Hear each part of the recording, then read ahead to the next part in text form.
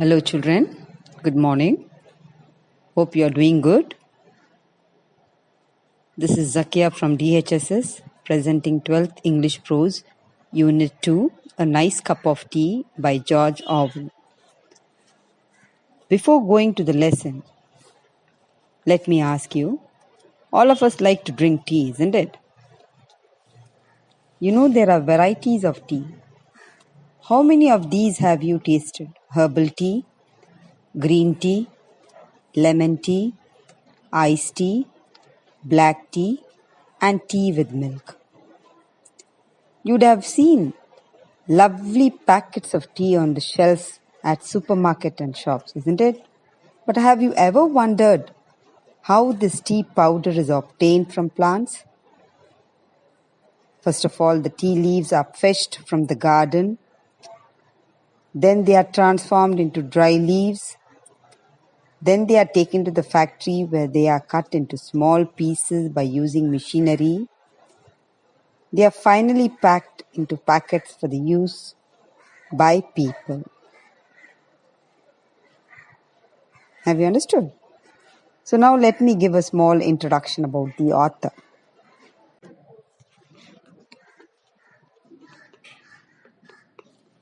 George Orwell was an English novelist, essayist and critic. He was born on 25th June 1903 in Motihari, India, the son of a British civil servant. He spent his first days in India, where his father was stationed. He was a man of strong opinions who addressed some of the major political movements of his times, including imperialism, fascism, and communism. He is well known for his literary criticism, poetry, fiction, and journalism.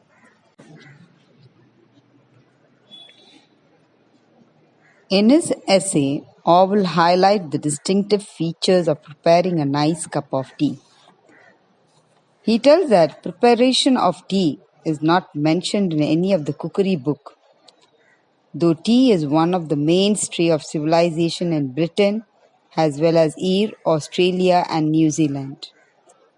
Its manner of making is the subject of violent disputes. So he brings forth 11 golden points. Now let us see what. First point, he tells us one should select Indian or Ceylonese tea. For China tea does not have this stimulation. One does not feel good after drinking China tea. In the second point, he tells that tea should be made in teapot in small quantities. It should be made, and the teapot should be made of china or earthenware. In the third point, he suggests the pot should be warmed beforehand, keeping it on the hob. Fourthly, to make strong tea, one should take 6 heaped teaspoons of tea. In the fifth point, he suggests that tea should be put straight into the pot without using a strainer. He argues that so that the tea leaves will be let loose.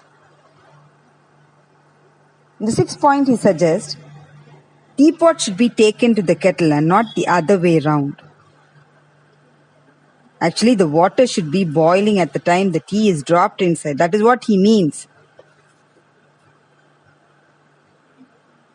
Seventh point, he tells that after making tea, one should stir it well so that the tea leaves can be allowed to settle down. In the eighth point, he tells that one should use a breakfast cup. Breakfast cup in the sense a cylindrical cup so that the tea could be hot for a very long time. That is why he suggests the cylindrical type of cup. Ninthly, the cream should be removed from the milk. Because if you add milk with the cream, the taste will not be good. It will have a sticky taste. That is why he suggests to remove the cream before adding the milk. And in the 10th point, he says one should pour the tea into the cup first and then the milk. If the milk is added second, one could regulate the amount of milk. And the last point, he says he advised everyone to taste tea without sugar.